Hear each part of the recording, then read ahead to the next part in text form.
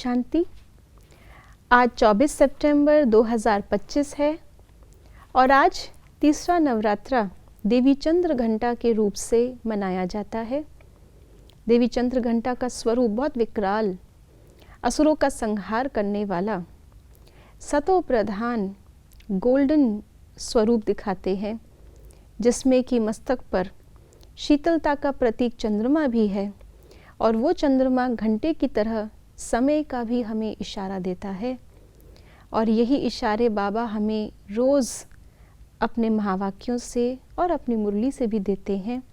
तो आइए सुनते हैं आज का बाबा का हम आत्माओं के प्रति क्या इशारा है। विशेष याद की यात्रा को पावरफुल बनाओ, ज्ञान स्वरूप के अनुभवी बनो। आप श्रेष्ठ आत्माओं की शुभ व कल्याण की वृत्ति और शक्तिशाली वातावरण, अनेक तड़पती हुई भटकती हुई पुकार करने वाली आत्माओं को आनंद, शांति और शक्ति की अनुभूति कराएगी। आज बाबा ने हम आत्माओं को याद की यात्रा के अनुभवी बनने के लिए कहा और बाबा ने इसको एक दूसरा शब्द भी दिया, ज्ञान स्वरूप के अनुभवी।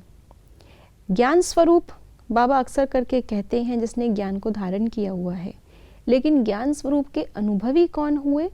जो उस अपने ज्ञान स्वरूप से खुद भी निरंतर याद की अनुभूति कर सके। मुझे ज्ञान है कि मैं आत्मा परमात्मा की संतान हूँ, लेकिन इसके अनुभवी अर्थात योगी तो आत्मा जिसका हर समय अपने पिता के साथ संबंध हो।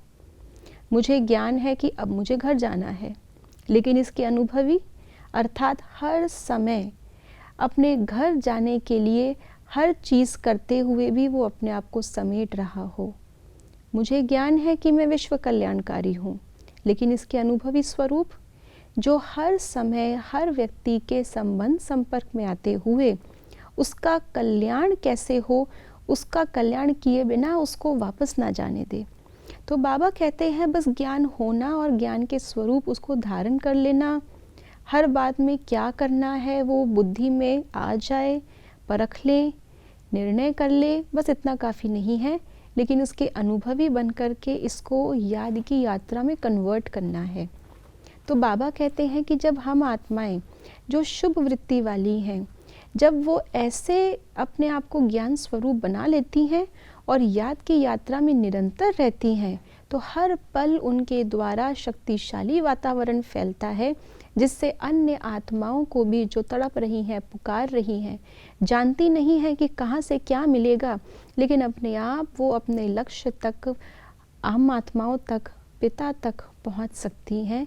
और जब सारी आत्माएं ठिकाने पर आएंगी, जब सारी आत्माएं अपने लक्ष्य पर पहुँचेंगी, तब ही समाप्ति हो सकती है। ओम शांति।